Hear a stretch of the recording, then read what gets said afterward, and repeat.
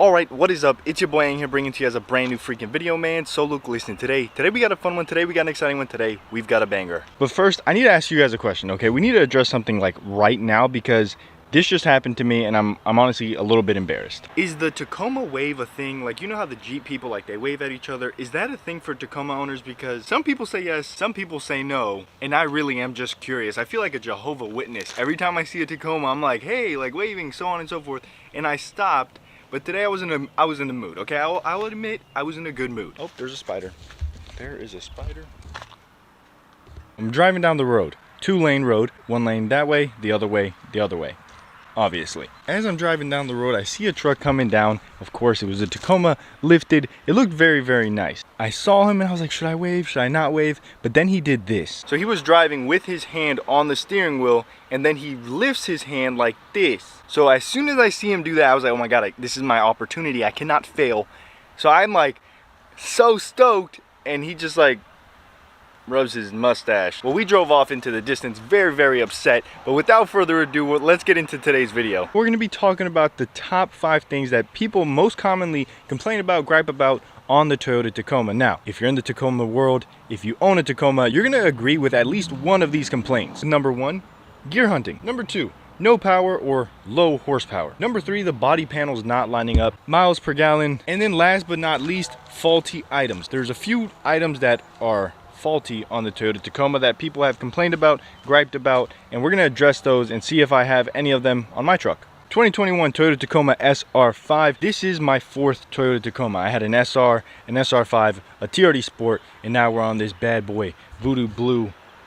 Looking mighty, mighty fine if I don't say so myself. The transmission was a lot worse when it first came out, believe it or not. So if you have a current gen and you think it's bad, it was way, way worse. So the complaint is it's always hunting for the right gear. Toyota does this because of how many restrictions and rules and regulations there are to build a vehicle. They can't have it sucking too much gas. They have to make it fuel efficient in some way, which they haven't done.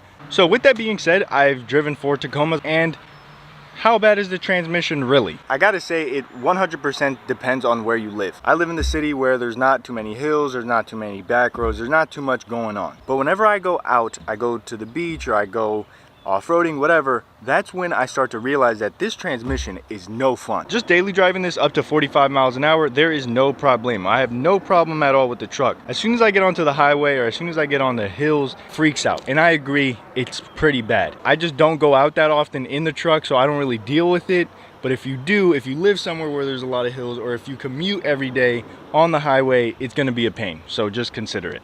Next up is no horsepower or no get up and go. Now, I agree with this slightly. I had the 4-cylinder, I have the V6, I had a 2-wheel drive V6, so I've been through every single trim and I felt the different power types with different weights. I'm here to say that this truck does not have much power down low, but you kind of have to pick your poison. I think 488 is probably the sweet spot to have low end power as well as some highway speed power, but if you go all the way to 529s, you're in a little bit of trouble. If you don't know who Tacoma Beast is, he's kind of like the Tacoma guy. He's been the OG making Tacoma videos since forever. Check him out. He made a video where he drag races another vehicle. Of course, his vehicle is extremely heavy on 35, whatever, but it had the 529 gears. You could see it take off extremely well at first, but then it kind of maxes out at a certain speed and then it's kind of like slow. So in my eyes, it kind of just reverses it.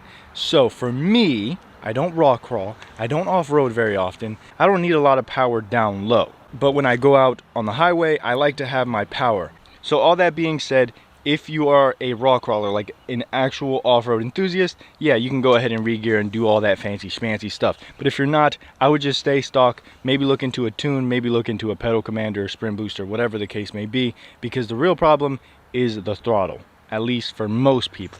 A lot of people want more throttle response and they want it to be nice and peppy if you're a city gal like me. If you live in a hilly, mountainy area, then yes, OV tune or KD Max tune, whatever. Number 3 is actually a surprise to me. I used to sell Toyotas and I used to brag about this, but now it seems like it's an issue. Apparently a lot of body panels aren't lining up. I don't understand this. People are blaming where it's built. I really don't know. Okay, I don't. So let's walk around my truck and see how the body panels line up. So on this side, looks pretty good. I mean, or like right there, okay, finger. This side is way smaller. Also right here, I saw somebody post on Facebook how it didn't line up perfectly, which I don't know if that bothers you. I really don't know what to say.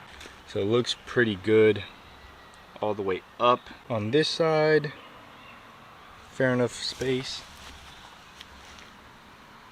Wait, is that side bigger? No, this actually looks pretty good. I saw one dude, his thing was way out of whack. I don't know. Maybe I got lucky.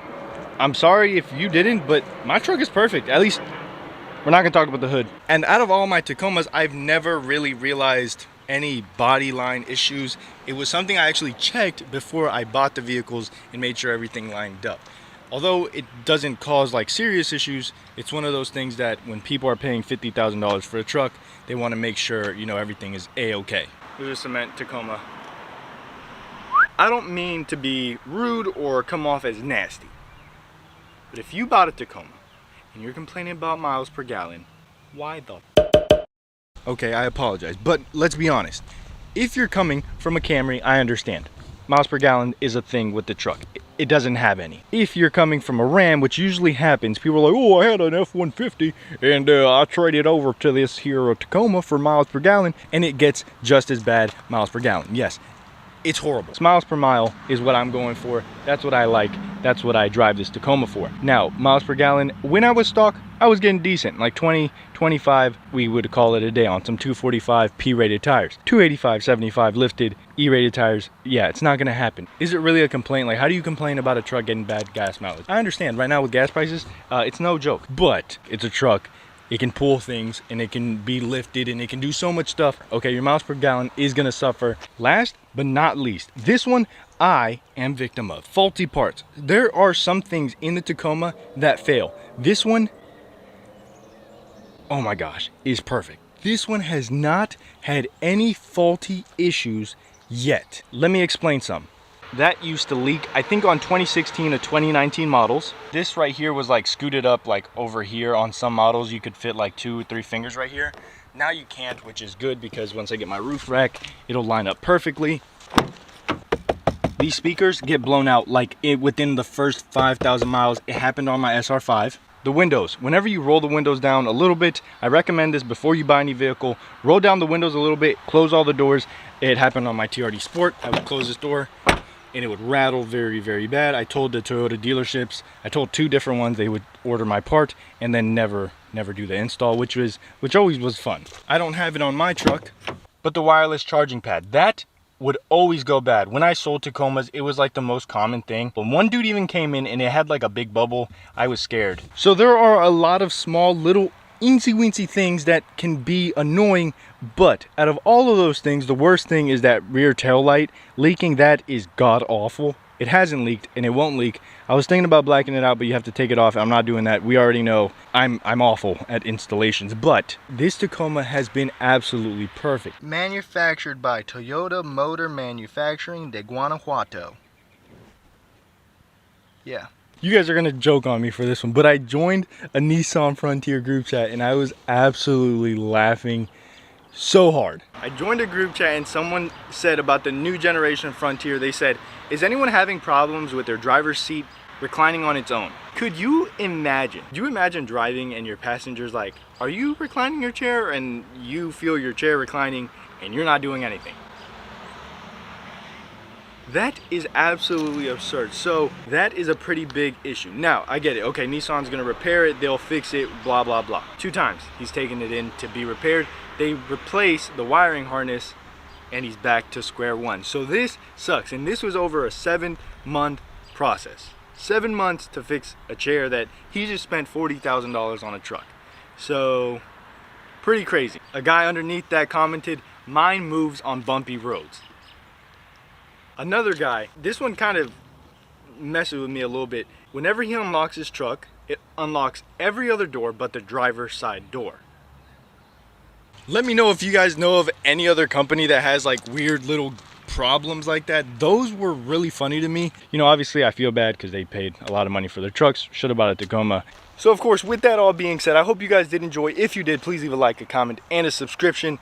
I've really been enjoying making these videos, and it seems like you guys are enjoying watching them. Let me know if you guys have any recommendations of videos you guys want to see or any video ideas. I am more than interested in making them. But with that all being said, it's been your boy. I'm out of like an Audi. I'll see you tomorrow. Cinco de Malo. Peace.